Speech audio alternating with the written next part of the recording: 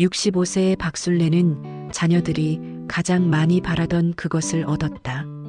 바로 췌장암이라는 죽음의 선고였다. 서울 강남의 대병원 진료실, 회색벽과 형광등, 그리고 한 여인의 인생을 결정지을 문장. 의사는 50대 초반의 남성이었다. 얼굴은 무표정했다. 이미 수백 번, 아니 수천 번 반복해온 말이기 때문이었다. 췌장암 사기입니다. 전이 상태입니다.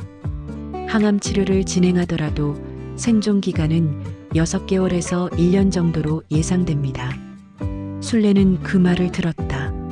정확히 들었다. 하지만 뇌는 거부했다. 췌장암, 사기, 6개월.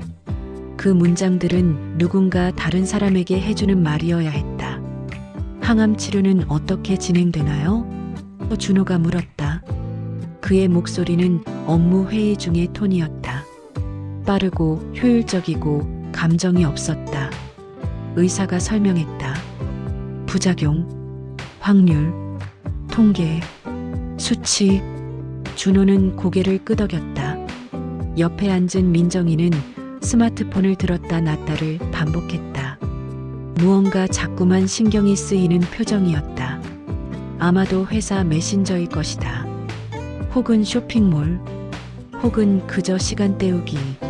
진료실을 나올 때도 마찬가지였다. 엄마, 치료는 어쨌든 해야지요. 민정이가 엘리베이터 안에서 던진 말은 매뉴얼 같았다. 책에서 읽은 어딘가의 문장처럼. 네, 치료하겠습니다. 술래가 대답했다. 좋아. 그럼 최고의 병원에서 최고의 의사를 받으면 될 거야. 준호가 중얼거렸다. 비용은 내가 봐. 휴가는 일단 내야겠지만 주말에 들를 테니까. 주말에 들를 테니까. 그 말이 얼마나 무게 있는지 술래는 아직 모르고 있었다.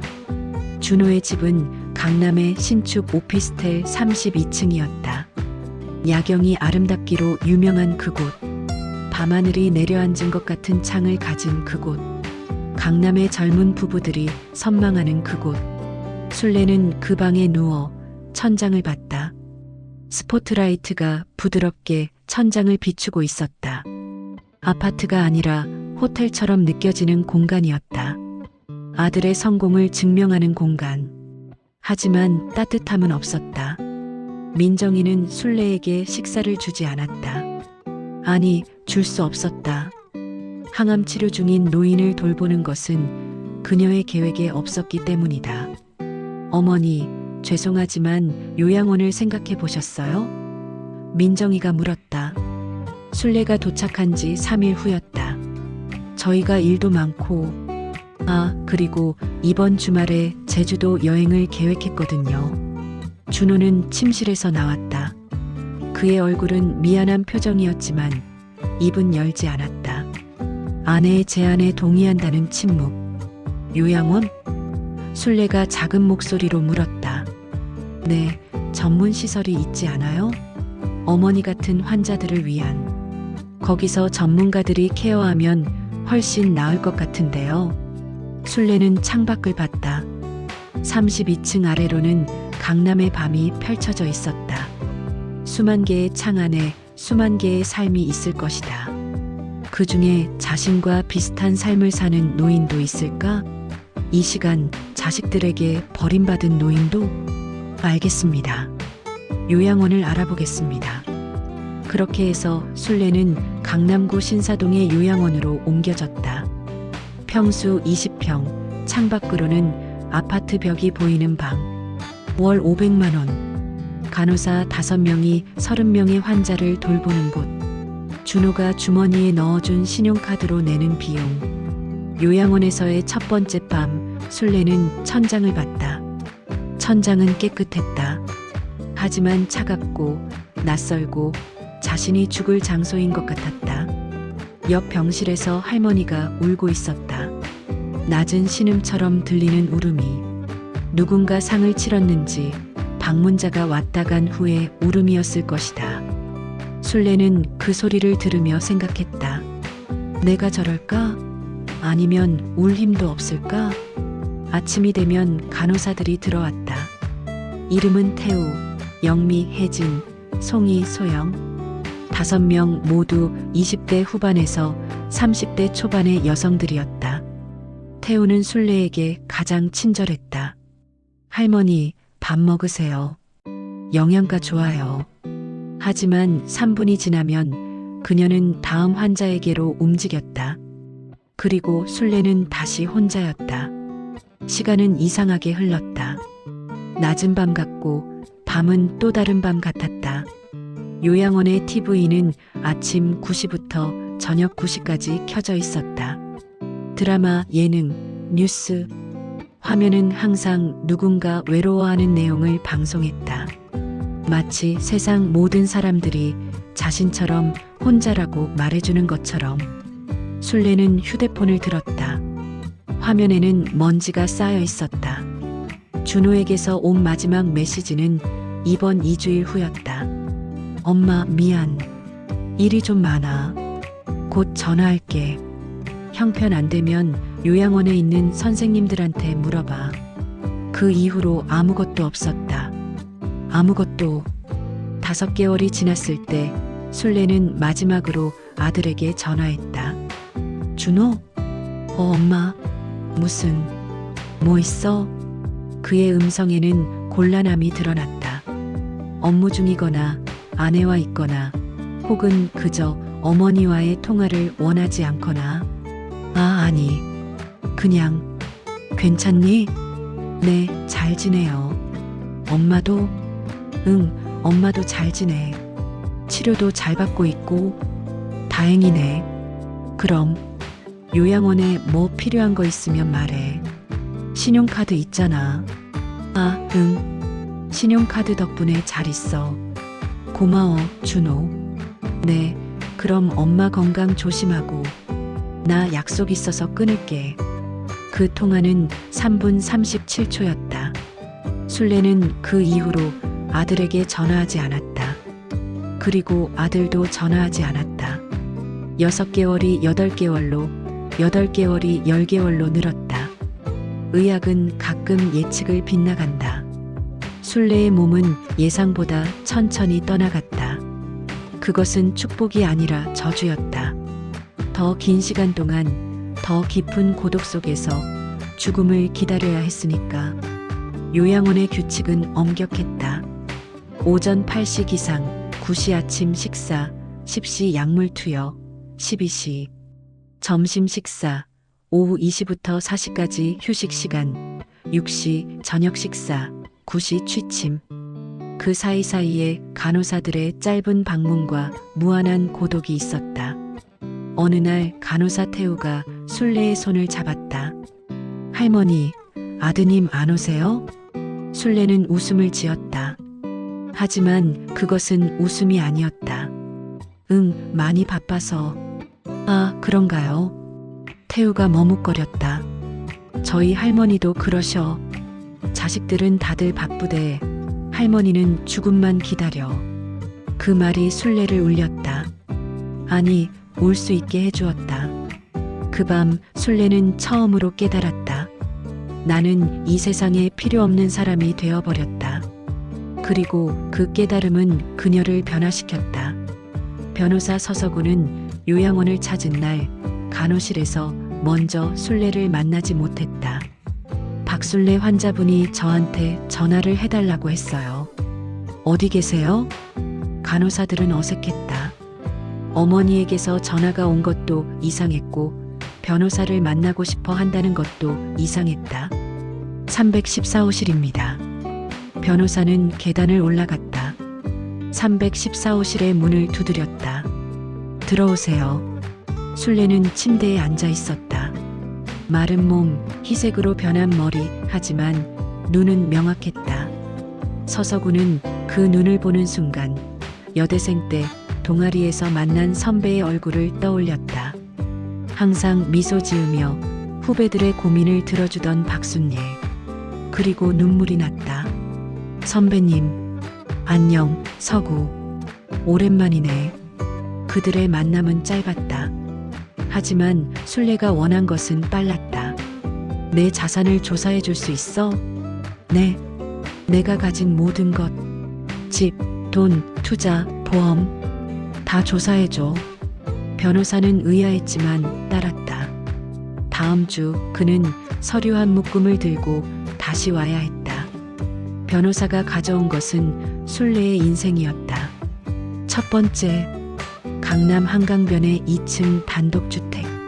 그 집은 30년 전 순례와 그녀의 남편 박민철이 신혼집으로 구매한 것이었다. 당시 가격은 3억 원. 그들은 10년을 빚을 갚으며 그 집에서 살았다. 아들이 태어났을 때 그 집의 방이 5개였다. 그 중 하나는 아들의 방이었다. 포스터를 붙였던 방, 밤새 공부하던 방, 첫 여자친구와 처음 악수한 방. 남편이 죽었을 때도 그 집은 순례를 지켜주었다. 남편의 유품이 있는 방, 그의 냄새가 남아있는 침실, 그들이 함께 밥을 먹던 식탁. 30년의 기억이 있는 집. 그 집의 평가액은 18억 원이었다. 두 번째, 은행 계좌들. 박순례가 살아오며 모은 저축금, 보험금, 배당금. 그것들의 합은 2억 3천만 원이었다. 30년을 일하며 아껴가며 남편이 죽은 후에도 계속 아껴서 모은 돈이었다. 합계 20억 3천만 원. 그것이 박순례라는 여인이 가진 모든 것이었다. 변호사가 종이를 내밀었을 때 순례는 한 줄도 읽지 않았다. 이 중에서 얼마를 기부할 수 있어? 선배님? 모두요? 응, 모두. 변호사는 생각했다. 그 여인의 아들이 있을 것이다. 그 아들이 이 여인의 유산을 받기를 기다리고 있을 것이다. 하지만 이 여인은 모두를 주겠다고 말했다. 선배님, 혹시 아드님께는? 순례의 눈이 창밖을 향했다. 그곳은 요양원의 마당이었다. 다른 노인들이 휠체어를 타고 돌아다니고 있었다. 누군가의 딸인 그들, 누군가의 아내인 그들, 누군가에게서 버림받은 그들. 나를 기부하는 게 아니라 다른 사람들이 나처럼 되지 않도록 하는 거야. 서구. 변호사의 손이 떨렸다. 변호사님, 한 가지 조건이 있어. 이걸 절대로 준우에게 알리면 안 돼. 내가 죽은 후에만 알려줘. 그리고 방법은 내가 죽은 후에 내 이름으로 기금을 설립해줘. 의료연구. 그리고 내 집을 의료시설로 만들어줘. 변호사는 고개를 끄덕였다. 하지만 그의 마음은 먹먹했다. 이거 혼자 결정한 거야? 순례는 미소 지었다. 아들과 며느리는 10개월을 모르고 지냈어. 이제 내가 혼자 결정할 수 있는 게 뭐 남았겠니? 집 매매는 3개월이 걸렸다. 서서구 변호사는 법원에 민사소송을 미리 준비했다. 혹시 아들이 나타날 경우에 대비해서. 하지만 아들은 나타나지 않았다. 집이 팔려가는 내내 박준호는 어머니가 입원한 요양원에 한 번도 가지 않았다. 3개월의 시간에 그가 한 일은 신차 구매 수입차 5천만 원, 제주도 리조트 회원권 구매 3천만 원, 아내의 다이아몬드 반지 구매 800만 원, 회사의 신입사원 연합회식 3회 총 300만 원, 강남역 와인바에서의 고객 접대 2회 총 500만 원. 그가 어머니를 생각한 시간은 0초, 어머니에게 보낸 메시지는 0개, 어머니에게 한 전화는 0통. 그 와중에 순례는 생을 마감했다. 아침 6시 42분. 간호사 태우가 산소 마스크를 벗겨주었을 때 순례는 이미 따뜻함을 잃고 있었다. 할머니 견뎌봐. 하지만 순례는 그만 가고 싶었다. 10개월의 고독 뒤에 죽음은 축복이었다. 박준호의 휴대폰이 울린 것은 아침 10시였다. 회의실에서였다. 분기 실적 보고 회의 중. 그의 발표 차례가 지나간 후 박 과장, 전화 받으셔도 됩니다. 준호가 자리를 떴다. 발신인 서석우 변호사. 여보세요? 박준호님이신가요? 네, 누신데요? 저는 서석우 변호사입니다. 어제 박순례 여사님이 돌아가셨습니다. 그 말은 준호가 기다리던 말이었다. 그리고 동시에 기다리지 않던 말이었다. 어머니가. 네, 조의를 표합니다. 장례식은 내일 오후 2시부터 강남 평안 장례식장에서 진행됩니다. 아, 네. 감사합니다. 통화는 거기서 끝났다. 하지만 다음 메일은 더 길었다. 박순례 유산 명세서, 상속인 박준호, 마이너스 부동산 없음, 마이너스 현금 2,300만 원, 마이너스 채무 없음, 마이너스 기타 다음을 참고하시오. 그 다음의 문장들은 준호의 얼굴을 창백하게 만들었다. 박순례는 생전에 자신의 모든 부동산 강남구 소재 단독주택 약 18억 원 상당과 저축금 약 2억 원을 박순례 희귀질환 의료센터 설립 및 운영에 기부하기로 결정했습니다. 이 결정은 법적으로 완벽합니다. 아드님의 이해 제기는 받아들여질 수 없습니다. 준호는 화면에서 눈을 뗄 수 없었다. 18억, 2억, 20억. 그것이 사라지고 있었다. 장례식장의 수의실은 조용했다. 박순례의 시신은 깨끗이 정돈되어 있었다. 얼굴은 평온했다. 마치 자신의 결정이 옳다는 것을 증명하기라도 하듯 그녀의 얼굴에는 깊은 안도감이 스며 있었다. 준호는 관 앞에 섰다. 하지만 울지 못했다. 울 자격이 없었기 때문이었다. 준호? 민정이가 들어왔다. 그녀도 기사를 읽었을 것이다. 뭐? 어떻게 된 일이야? 준호는 입을 열 수 없었다. 민정이는 스스로 대답했다. 18억이 없어졌다는 거지? 우리 집도 없고 차도 없고 제주도도 없는 거야? 정희, 내가 뭐라고 했어? 어머니한테 관심 가져야 한다고. 혹시 모를 상황에 대비해야 한다고. 민정이의 목소리가 높아졌다. 그리고 정말로 아주 많은 조이객들이 그 목소리를 들었다. 낮춰. 장례식장이야. 장례식장이고 뭐고. 우리 앞으로의 인생이 날아갔는데. 그렇게 해서 박순례의 장례식은 소란스러워졌다. 조이객들은 수군거렸다. 어머니를 버린 아들이 있네. 아니, 18억을 다 기부했다고? 며느리가 고함을 지르네. 정신 차려라. 지금 어디가 어디인데. 사흘 후 뉴스가 터졌다. 속보 박순례 희귀질환 의료센터 개원식 성대의 개최. 박순례 여사의 기부금으로 국내 최고 수준의 연구시설 완성. 의학 박사 조준호 박순례 여사의 결정이 없었다면 이런 시설은 불가능했습니다. 앞으로 매년 1,000명 이상의 환자들이 이곳에서 치료받을 수 있을 것으로 예상됩니다.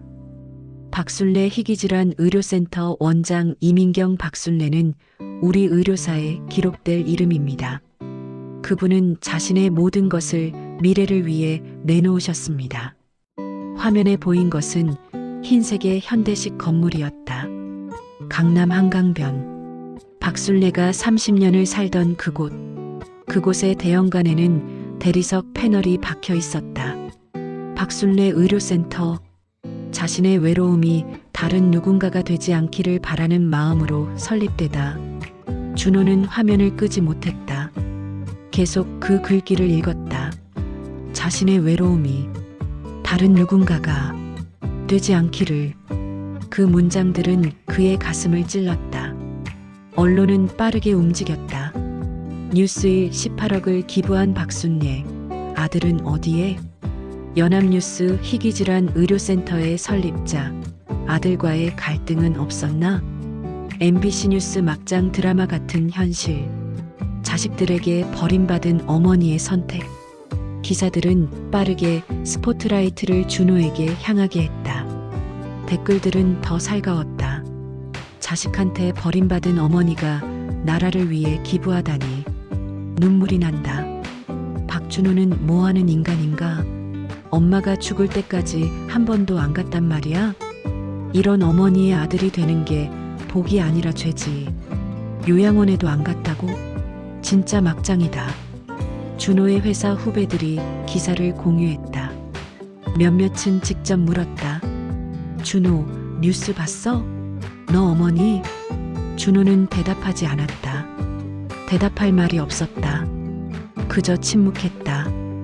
회의실에서도, 회식 자리에서도, 화장실에서도 침묵. 준호는 서서구 변호사에게 전화했다. 3주일이 지난 후였다. 변호사님, 네, 박준호님. 어머니가 마지막에 뭐라고 하셨어요? 한 줄의 침묵이 흘렀다. 당신 어머니는 이렇게 말씀하셨습니다. 변호사의 목소리가 흔들렸다. 내가 받은 외로움이 다른 사람들은 받지 않기를. 내가 버림받은 현실이 다른 누군가는 그럼으로써 치유되면 좋겠다. 아드님이 이해를 못해도 괜찮아. 자신을 위해 살아갈 사람이니까. 준호는 전화를 내려놓지 못했다. 준호님? 변호사님, 어머니는 제가 안 가준 것을 알고 계셨나요? 변호사는 답을 지었다. 네, 정확히 알고 계셨습니다. 요양원의 기록도 남아있고요. 그래도 왜 기부를? 당신 어머니는 말씀하셨습니다. 자신은 이미 버려졌으니 더 이상 잃을 게 없다고. 그래서 오히려 자유로워졌다고. 전화는 거기서 끝났다. 하지만 그 말은 준호의 마음에 오래 남았다.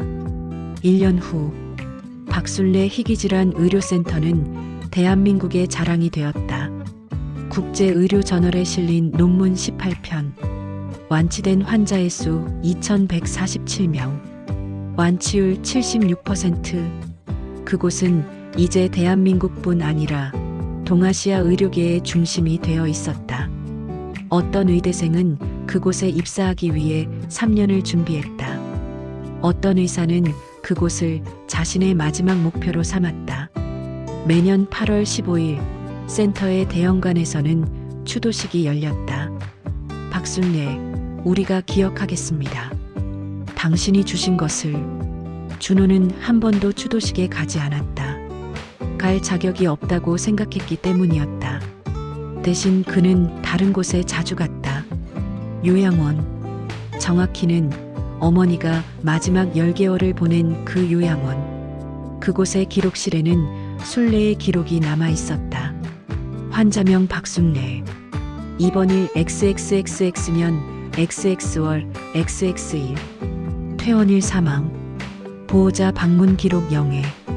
준호는 그 종이를 읽으며 처음으로 자신이 뭘 했는지 명확하게 깨달았다. 그는 어머니를 죽이지 않았다. 어머니는 이미 죽어 있었고 준호는 그저 죽음이 공식화되기를 기다렸을 뿐이었다. 어머니는 그 안에서 죽기 전에 남은 생명의 의미를 만들었다. 그리고 준호는 어머니가 죽은 후에 그 의미를 깨달았다. 민정이도 변했다. 뉴스가 계속되는 동안 그녀는 점점 고립되었다. 회사의 후배들이 그녀를 보지 않는 눈빛이 달라졌다.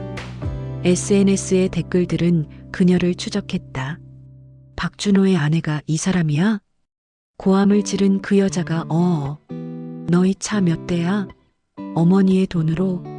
민정이는 어느 날 자신의 SNS를 비웠다. 그 다음 사회활동을 줄였다. 그 다음 한 발도 나가지 않았다. 집안에 갇혀 그녀는 자신이 뭐 했는지 생각했다. 그리고 깨달았다. 어머니를 버린 것. 아니면 어머니를 경제적 자산으로 생각했다는 것. 어머니가 아직 살아있을 때 어머니가 줄 것을 재산으로 계산했다는 것. 그 깨달음은 그녀를 부숴버렸다. 3년이 지났을 때 준호는 어디론가 갔다. 목적지는 박순례 희귀질환 의료센터. 그는 대형관의 대리석 패널 앞에 섰다. 박순례 의료센터. 자신의 외로움이 다른 누군가가 되지 않기를 바라는 마음으로 설립되다. 그리고 그는 울었다. 진짜로 처음으로 자신의 어머니를 위해. 센터의 한 환자가 휠체어를 타고 지나갔다. 30대의 여성이었다. 희귀질환으로 진단받았던, 그래서 이곳에서 10개월의 치료를 받고 완치 판정을 받은 그런 여성. 그녀는 준호를 봤다. 아저씨, 괜찮으세요? 준호는 고개를 들었다. 네, 다행입니다. 박술래님을 알아요? 준호는 목이 메었다. 네, 저도 알아요. 이분이 없었으면 저는 지금 죽었을 거예요. 여성은 미소 지었다. 이분이 저한테 준 것, 저는 제 자식들한테 줄 거예요. 사랑과 시간을 말이에요.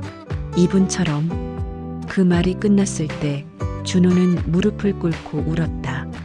센터의 대형관에서 박순례의 초상화 앞에서 5년이 지났다.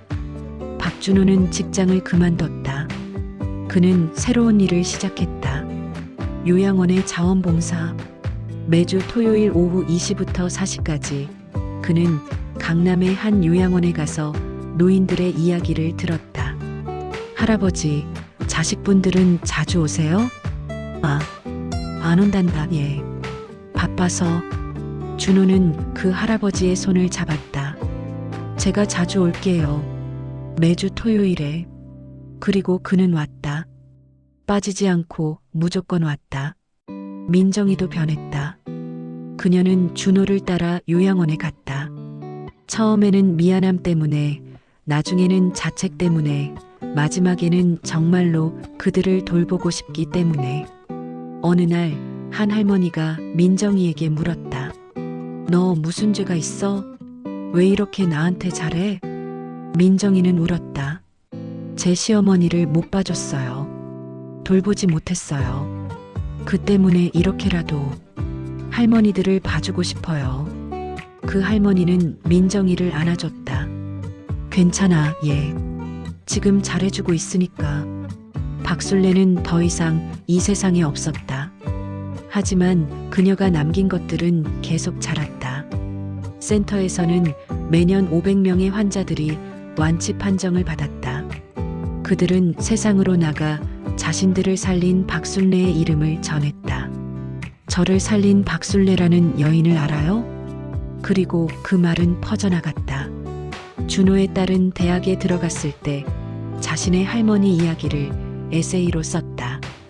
할머니는 죽기 전에 이미 죽어버렸던 사람이었다. 하지만 죽음으로써 다시 살아났다. 그 에세이는 전국대학 101장에서 대상을 받았다. 그리고 신문에 실렸다. 그리고 다시 박순례의 이름이 세상 앞에 나섰다.